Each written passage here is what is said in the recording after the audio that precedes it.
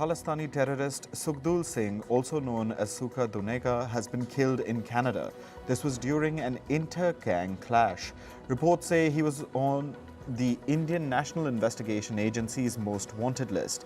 He was on it for terror and criminal activities. Sukhdool Singh's death comes in the backdrop of escalating tensions between India and Canada.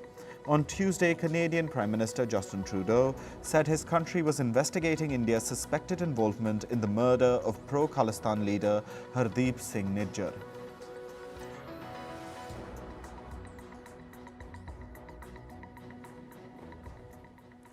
Poland has said that it will no longer send arms to Ukraine. It will instead focus on arming itself with more modern weapons.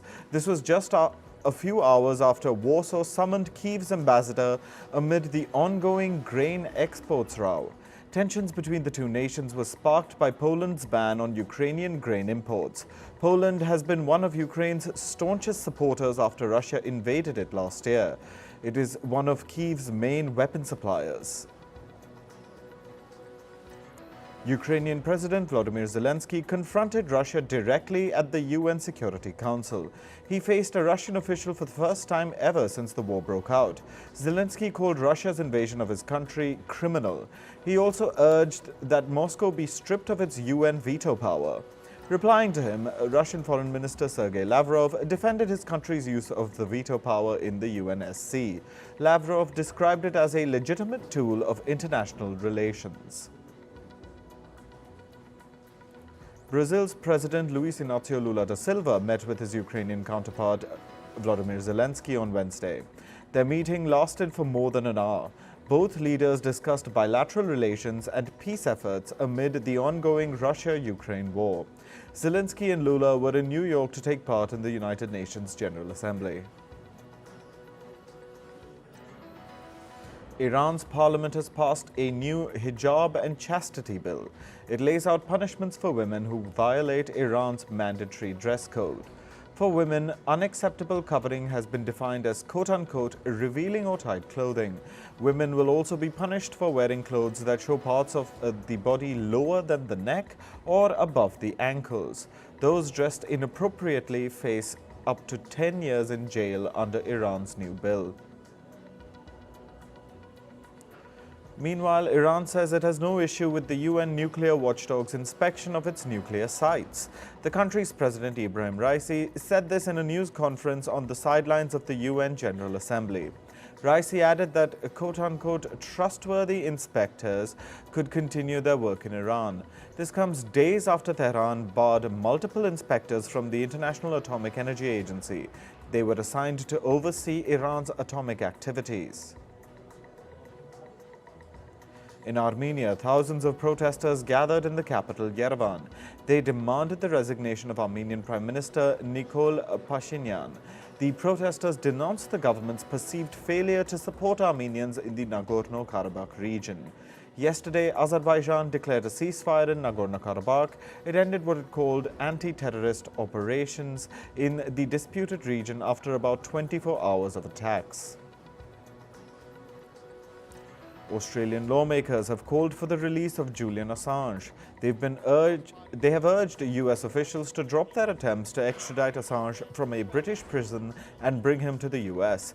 The Australian lawmakers said that Assange had been punished enough and that the charges against him should be dropped. Julian Assange is the founder and editor of media company WikiLeaks. He is wanted in the US over charges of leaking confidential US military records through his publication. Hundreds of residents in Peru's capital Lima took to the streets on Wednesday. They want an end to the escalating crime in parts of the city. The protesters demanded that Peru's army intervene. Lima residents say that criminals are harassing them, extorting local businesses, and even making death threats. Indigenous groups from across Brazil marched in the capital city of Brasilia. This was to reject a bill that endangers their ancestral lands. The bill is currently being analyzed by the Brazilian Senate's Justice and Constitution Commission. The proposed law would impose a cut-off date for ancestral land claims. Any indigenous community that had not occupied their lands by that date would not be allowed to claim it now. 2 people have died in a car bomb blast in the South American nation of Colombia. At least 2 others were injured. The incident took place outside a police station. It has caused structural damage to the police station, nearby houses and a hospital. Colombian authorities are currently searching for those responsible for the attack. In climate news, UK Prime Minister Rishi Sunak has watered down the country's commitments to tackle climate change. Sunak said his government remains committed to its legally binding target of reaching net zero emissions by 2050. However, he also said that the government can afford to slow down its progress because it's ahead of other countries. Sunak said the step aims to ease quote-unquote unacceptable costs on British households.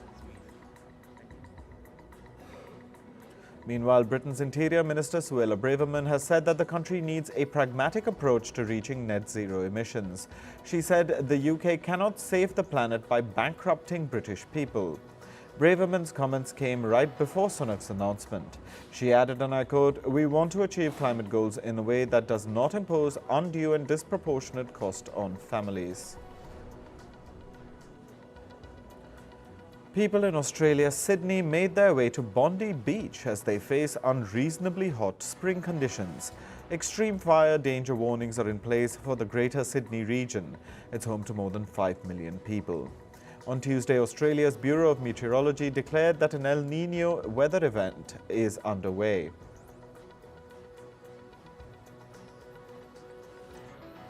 Australian engineers and technology scientists have urged the Albanese government to wipe out the country's climate footprint by 2035. That's 15 years earlier than the government promised. The scientists called upon the government to set a goal of reaching net zero emissions in 12 years. Engineers say that this can be done with existing low-carbon technology. Australia's Foreign Affairs Minister Penny Wong said in an interview that the country has a fossil fuel intensive economy and is working to change that. A violent tornado wreaked havoc in China's eastern province of Jiangsu. 1 person was killed. The tornado sent debris flying. Power lines collapsed and many cars were overturned. A waterspout was spotted swirling over Lake Michigan in the U.S. state of Indiana. The American National Weather Service has said that the September and October months are most likely to witness waterspouts. Waterspouts are tornadoes that occur over a body of water. The UN Secretary General has said that humanity has opened the gates to hell by allowing the climate crisis to worsen. Antonio Guterres made this statement at the United Nations. He added that the world is decades behind in the transition to clean energy. He also called upon nations to make up for lost time and foot dragging. Spain's environment minister has said that early warning systems are needed to help the world cope with the realities of the climate emergency. While speaking to a news publication, Teresa Rebecca said that calamities have laid bare challenges that the planet faces. Experts say that using cellular networks to deliver early warnings of disasters could help save lives. This is because data suggests that about 95% of the world's population has access to mobile broadband networks, and nearly 75% of the population owns a mobile phone. A new report ranking climate change misinformation gave social media platform X the lowest spot. The Climate of Misinformation report analyzed Meta, Pinterest, YouTube, TikTok, and X. It looked at their efforts to mitigate inaccurate information such as climate denialism. The report pointed out that X, formerly known as Twitter, failed to meet almost any organization's criteria for climate misinformation policies. Moving on to business and tech news. The U.S. Federal Reserve held interest rates steady in its September meeting. The central bank held its interest rate in the range of 5.25 to 5.50%. However, it has projected a potential rate hike by the end of this year. Fed officials expect the range to reach 5.50 to 5.75%. Official data shows Britain's high inflation rate fell unexpectedly in August. The consumer price index dropped slightly to 6.7% from July 6.8%. Economists had predicted that the UK CPI would rise to 7%. Britain's Office for National Statistics said the fall was driven by a drop in hotel prices and airfares. Food prices also rose at a slower pace, which offset a jump in fuel prices. Japanese conglomerate Toshiba says its takeover by Japan industrial partners has succeeded. Toshiba had initially accepted the buyout bid in March this year. The deal is valued at $14 billion and has now been backed by enough shareholders. The takeover paves the way for Toshiba to go private. Irish carrier Ryanair faces a probe by the Italian Competition Authority. Regulators say they are investigating the company over the possible abuse of a dominant position in the market. The Italian watchdog suspects that the airline exerted power over sectors such as hotels and car rentals. Ryanair allegedly limited the ability of travel agencies to sell its tickets as part of travel packages with accommodation and other services. Alan Joyce, the former CEO of Australia's Qantas Airways, earned 872% more than he did last year. This was despite him having to take an early retirement from the company.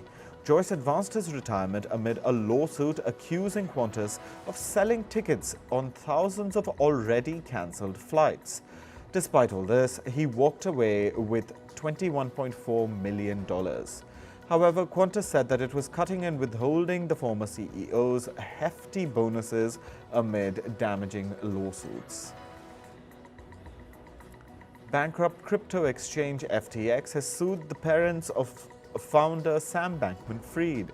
The company has accused them of enriching themselves with company funds. The FTX lawsuit alleges that Joseph Bankman and Barbara Fried accepted a $10 million cash gift and a $16 million luxury property in the Bahamas. The bankrupt crypto firm is now led by John Ray. Ray is an expert in helping companies recover assets after bankruptcy. Bank of America will boost its minimum hourly wage to $23 in October. This comes as the company heads towards raising hourly pay to $25 by 2025. The pay raise translates to a minimum annual salary of almost $48,000 for full-time employees. Ford says it was not happy with Britain's decision to rethink its plans for electric vehicles. This week, British Prime Minister Rishi Sunak is expected to modify some climate measures. That includes pushing back its current plan to ban new petrol and diesel car sales by 2030 and extend it to 2035. Ford said that dropping the 2030 deadline would be a mistake. The automaker has hinted that it could put its further investments in the UK at risk.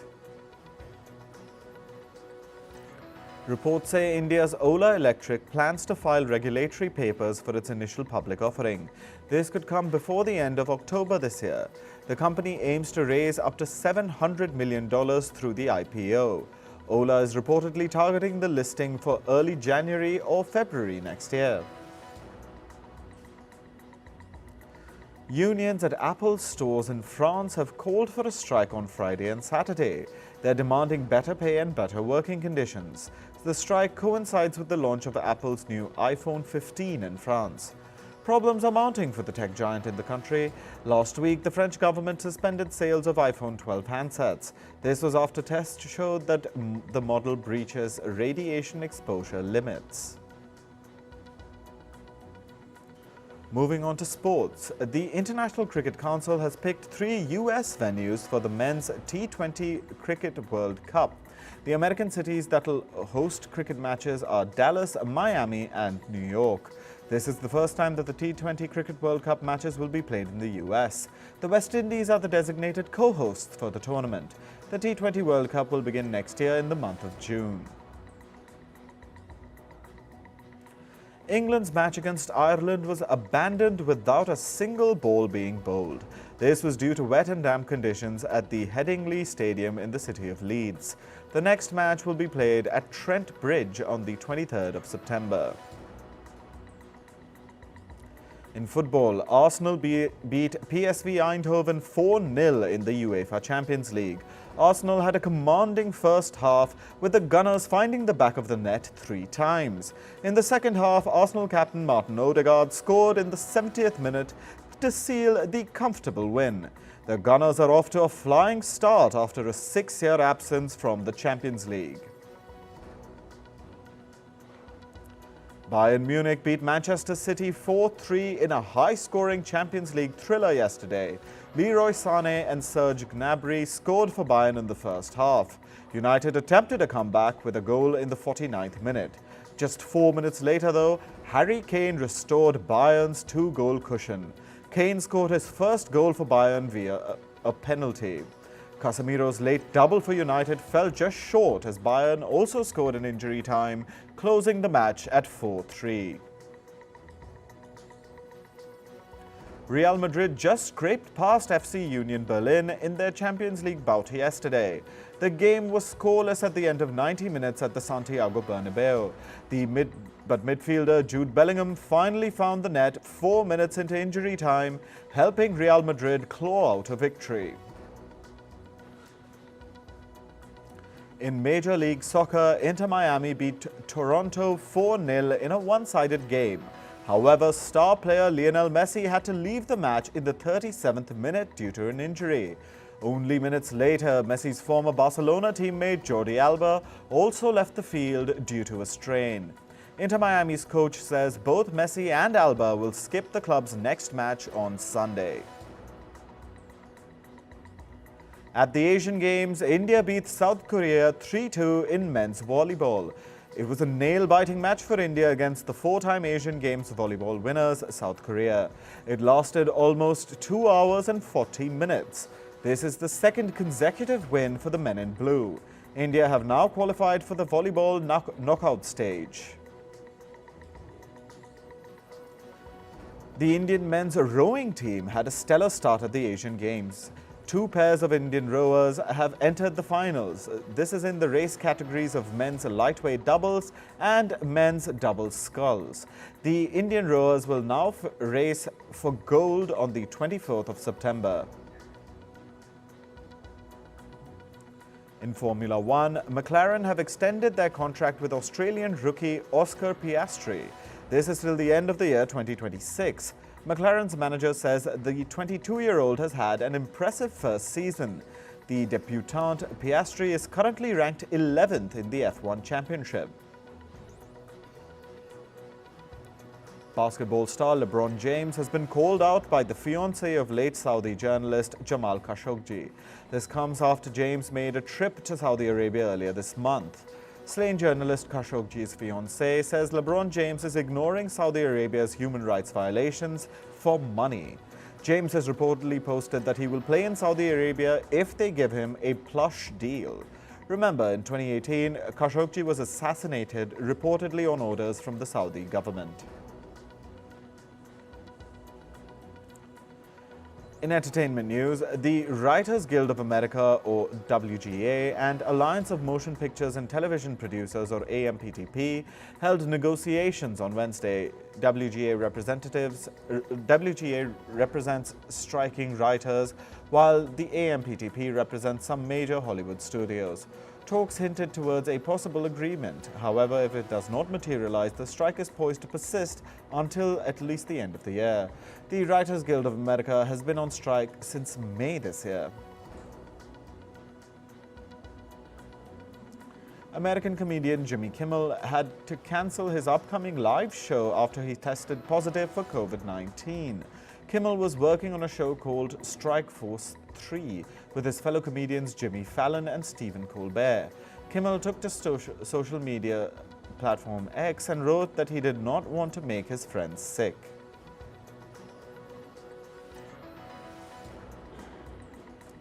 American actor Sherry Shepherd had to pause shooting for her talk show after testing positive for COVID-19 as well. Her talk show called Sherry was one of the few shows that came back amid the ongoing SAG-AFTRA and WGA strikes. Shepherd said that she looks forward to coming back strong to resume shooting for the show. Streaming platform Paramount Plus recently removed American comedian Russell Brand's stand-up comedy show. This comes after 4 women claimed that Brand sexually assaulted, raped and emotionally abused them. Previously, YouTube revoked monetization rights on Brand's channel, citing a violation of the creator responsibility policy. Brand has dismissed all allegations. 3 members of the K-pop boy band called Stray Kids had a car accident on Wednesday. They were returning home when their vehicle collided with another one. The band's agency released a statement saying no one sustained any major injuries. The band's upcoming events have been postponed. Mexican singer Peso Pluma had to cancel his concert in the city of Tijuana after getting death threats from Mexican cartels. Pluma makes several references to drug lords and illegal organizations in his songs. Threats allegedly stated that the concert might turn out to be his last one if he performs. Late American singer Marie Presley's estate has been sued by a money-lending company.